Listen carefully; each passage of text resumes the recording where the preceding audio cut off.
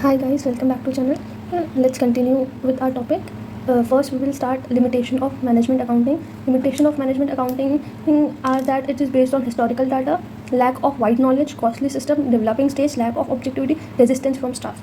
Okay, it's pretty understandable by the headings and you can write the rest according to your knowledge. Advantages of management accounting is better decision making, cost control, profit planning, improve efficiency and budgetary control. Okay, so our main focus on is cost volume profit analysis. It is the most important and widely asked question in the exam. So let's see what is CVP analysis. CVP analysis stands for cost, volume and profit analysis. Cost volume analysis is an important tool of profit planning. It provides information of the following matter: cost, volume and profit. ठीक है, cost, volume, profit एक relation बताता है cost और volume के बीच में. ठीक है, volume of production sales where business will break even, where there will be no profit and no loss. ऐसे पॉइंट पे जहाँ पे बिजनेस को ना ही प्रॉफिट होगा ना ही लॉस होगा, उसको क्या बोलते हैं? Break even point. ठीक है, amount of profit for a projected sales volume. Cost volume से प्रॉफिट एनालिसिस से हम अमाउंट ऑफ प्रॉफिट हम निकाल सकते हैं for a projected sales volume. ठीक है, डिजायर्ड सेल्स के लिए quantity of production and sales for a targeted profit level. हम डिजायर्ड प्रॉफिट और डिजायर्ड सेल भी सीवीपी एनालिसिस से निकाल सकते हैं. ठीक है, CVP analysis is also defined as management tool showing the relationship between various ingredient of profit planning, that is cost, selling and volume. ठीक है, कॉस्ट सेलिंग प्राइस को प्रॉफिट भी बोलते हैं. ठीक है, सेलिंग प्राइस प्रॉफिट. ठीक है, next we will discuss break even analysis. Break even analysis CVP analysis का एक पार्ट है. ये वाइडली यूज टेक्निक है टू स्टडी सीवीपी रिलेशनशिप. ठीक है, इसका हम दो पार्ट में इसका स्कोप डिटरमाइन करते हैं. एक नैरो इंटरप्रिटेशन, एक ब्रॉडर इंटरप्रिटेशन. नैरो इंटरप्रिटेशन किस लिए? A system to determine the level of activity where the total cost is equal to total selling price, that means no profit no loss. ठीक है, और इसका broader in any level of activity. इसका broader interpretation ये है कि that system of analysis which determine probable profit at any level of the activity. ठीक है, अब basic term break even analysis में कंट्रीब्यूशन वो gross margin excess of selling price over variable cost. ठीक है, contribution excess of selling price over variable cost. तो इसका formula क्या होगा? Contribution is equal to selling price minus variable cost. ठीक है, और इसका एक और फॉर्मूला हो सकता है contribution is equal to fix cost plus profit. ठीक है, प्रॉफिट वॉल्यूम रेशियो वो हम पीवी रेशियो बोलते हैं. ये इंपॉर्टेंट टर्म है for studying the profitability of operation of a business. ठीक है, इसको प्रॉफिट वॉल्यूम एनालिसिस को क्या बोलते हैं? Contribution and sales value relationship.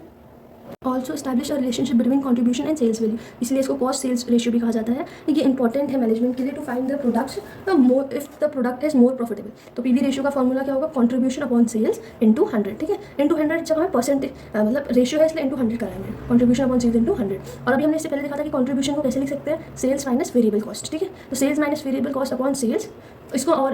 इसको हम एक और फॉर्मूले से यूज़ कर सकते हैं पीवी रेशियो का, 1 minus variable cost upon sales. ठीक है, next we will study the break even point.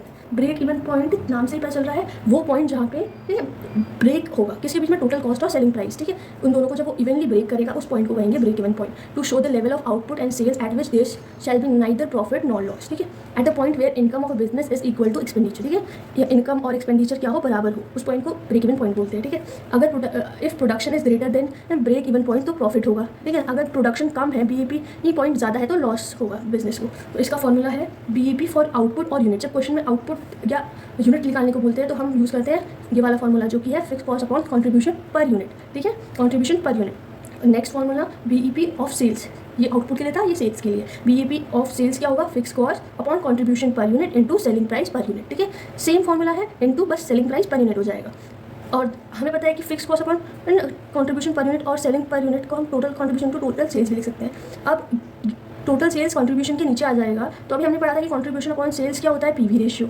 तो इसका एक और फॉर्मूला हो सकता है fix cost upon PV ratio. ठीक है, अब हम डिजायर्ड प्रॉफिट वो प्रॉफिट जो हम अपने बिजनेस से डिजायर करते हैं. At BEP the desired profit है 0, क्योंकि यहाँ पे ना लॉस है ना प्रॉफिट है. ठीक है, in case of volume of output और sales is to be computed for a desired profit, the amount of desired profit should be added to fix cost and formula. ठीक है, डिजायर्ड प्रॉफिट निकालने के लिए fix cost में desired profit add कर देंगे और कंट्रीब्यूशन पर यूनिट से डिवाइड कर देंगे तो हमें डिजायर्ड प्रॉफिट पता चल जाएगा. तो जब हमें यूनिट्स में निकालना हो desired profit, unit for desired profit तो fix cost plus desired profit upon contribution per unit. और sales for a desired profit निकालना होगा तो fix cost plus desired profit upon PV ratio. ठीक है, इसको अब जब प्रोडक्शन हो रहा है तो उसकी टोटल सेल्स और टोटल कॉस्ट जिस पॉइंट पे मिलेंगे उसको क्या कहेंगे हम? बीईपी पॉइंट, जहाँ पे नो प्रॉफिट और नो लॉस होगा. ठीक है, अब देखो यहाँ पे सेल्स, देखो यहाँ पे सेल्स क्या है हमारी?